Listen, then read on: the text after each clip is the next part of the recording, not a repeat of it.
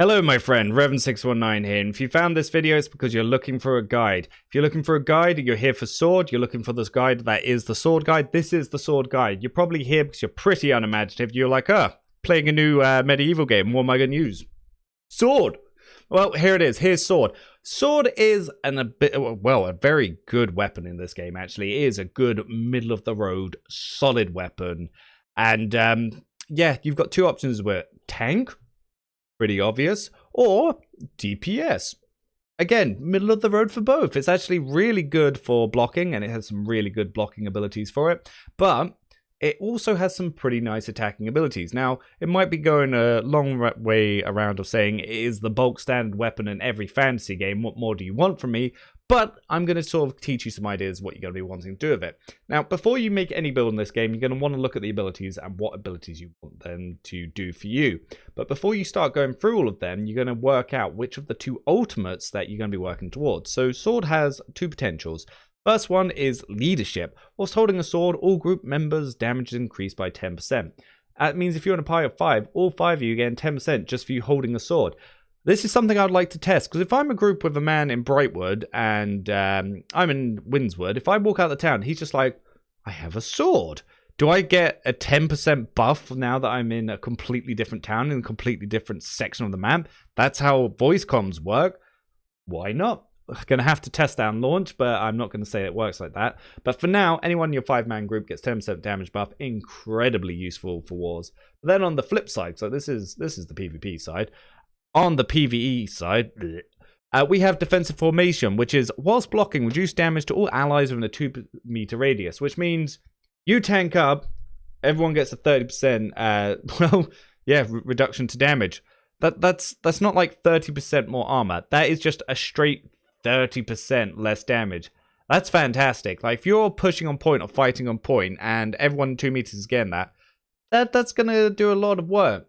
Now, personally, I don't like to bring defenders into wars, and I'm still mulling over, do I think it'd be worth it? Even if you only have, say, 3 of them out of the 50, I'm still not sure if it could be more useful for other stuff. But when it comes to the other abilities, we've also got, so now that we know what the ultimates is, and you know which one you're going to be building for, let's hit these other abilities, which is Reverse Stab, which is a stab attack that deals 175 weapons percent damage. Now, you can actually cancel the recovery into abilities. So say you've just done light attack or even a heavy attack, you can then immediately go into this to get out of the recovery. You can also do the same dodges. You can upgrade this, so it now gets Grit, which means you can't be interrupted whilst doing it. And then Tactician, on successful hit, all sword cooldowns are reduced by 25%. So it is actually pretty useful. We've then got Whirling Blade, deal 145% weapon damage to all foes within 2 meters.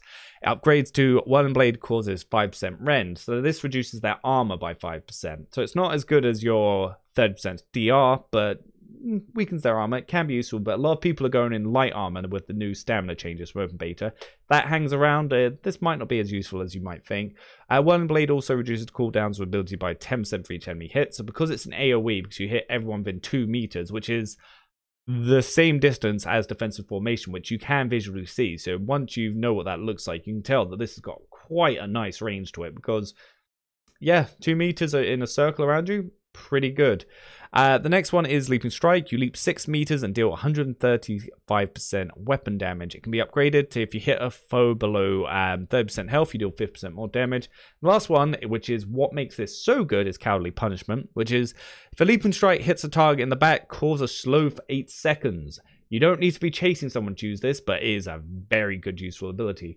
And the reason you don't need to be chasing them is because of this bad boy here, which is Shield Bash. Shield Bash deals 50% weapon damage and stuns the foe in front of you for 2 seconds. Now this is not a stun. Do not let the New World lie to you. Do not let people who talk about CC lie to you. It is a sleep, meaning that your opponent goes to sleep for 2 seconds, and if you hit them, they're immediately woken up and they get to do their actions. Intimidating Bash. Shield Bash causes greatly increased threat and 100% more damage. I don't know if that ups this to do a normal weapon hit damage, because that's what I would assume based on that, but I'm not sure why it's talking about increasing threat in an ability there, because normally that's what tank gems are for. But this will actually keep things on you as long with your light attack chains. And the final ability is the sleep is increased by 1 second, so it's actually a 3-second sleep. This is actually very useful because if you hit someone shield bash, you can actually then just run behind them and leaping strike them. And there are abilities in this tree that give you more damage against people that are slowed. So you just whap a 8-second slow on someone. Next ability is Shield Rush. Rush forwards with this shield 5 meters, knocking back foes, dealing 125% damage. It can be upgraded with Improved Rush on a successful hit. All enemies within 5 meters gain 10% weakened for 4 seconds. So this reduces their damage. So it's a 10% debuff to their damage. Very good for PvE. The last one is on a successful hit. All enemies within 5 meters of you are slowed for slowed by 30% for 4 seconds. So again, very useful to slows things. Useful in PvP, not so much PvE, but is what it is. And the last one is Defiant Stance. For 8 seconds, reduced incoming base damage from attackers by 30%. It is Taunt Gem compatible, so you can get an AoE Taunt. Next ability is the Final Countdown. Don't judge me. That's okay. If your health is above 50%, damage taken reduced by 20%. Last ability is gain 15% of your max health when Defiant Stance ends. This is very good at low levels because it is just a 15% boost. So the more con you have, the more health you get back. So let's look at how I like to build this. Now, for me, I like the DPS variant. I like to do this for leveling. I like to do this for PvP. So I like to go into Reverse Stab, which then has the grit and the upgrades because it's got some good combo potential. I go all the way through Leaping Strike and all the way through Shield Bash. You want to get your abilities first and pick up your passives.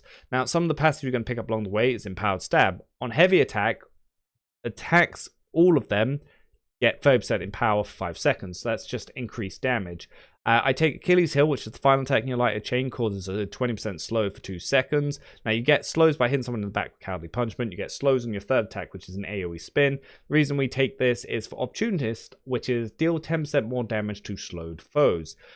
We can also have Counterattack, which is when you block an attack, gain a stack of Empower, granting 3% damage for 5 seconds, can stack 5 times. So what you could do is let your opponent wail on your shield to get 15% weapon damage, but don't let them break it. Immediately grit out with Reverse Stab, immediately shield bash them. You can go do a heavy attack in there, and then you can run behind them and Leaping Strike, and then you've just stacked a bunch of slows, which you can then heavy attack them, and then just go ham with your left clicks, which have all the damage stacks here. On critical hits, you can also get haste, so it's pretty good for chasing people if you get criticals, because if you hit someone in the back, you always get a critical, so you get that haste. So if you Leaping Strike someone, you put a slow in them, you also get a haste. Over here, I've taken in Sturdy Shield, because obviously shields only give you stats if you're using a sword, so you don't just put one on your back. But it does unfortunately increase your weight, so you do want this extra armor, because it is going to knock you down an armor tier if you're trying to stay to medium dodge. Final Blow, third attack in your light attack causes 15% more damage, just nice damage increase. And this one is one of the most powered abilities in the game, which is all incoming healing increased by 10%. That's a nice ability. Yeah, so it's a really good weapon. You can do some really good combos to pair this with other stuff. You want some self-sustain. You could even make this a focus build and go over life stuff, so you're just never going to die, especially if you're in tank spec. Or you can go down the Hatchet route, because Hatchet also scales with strength. Or you could even put on some, like an Ice Gauntlet, Fire Staff, if you want to put in a Int Gem into it. There is so much you can do with this game because you're not locked into class. But yeah, Sword, one of the most basic, but also one of the nicest classes of weapons to use. And it has very good tracking. So you will have a good time using this. And I do recommend it to starters. And you do start with one of the tutorials, so you will use it for a little bit. But yep, that's Sword. Well, Mr. Vanilla, there you go. You had your guide. If you liked it, make sure you like, subscribe, all the usual. Send it to some friends. Try and get some more people. And we're going to have one more of these every day covering every weapon coming out until launch. So till then, I'm going to be here. You keep coming around. Everyone's going to have a good time. And I will be streaming all of launch on Twitch if you want to come out to see what I get up to with my group. So I am going to be running with a competitive group. Till next time, Revan out.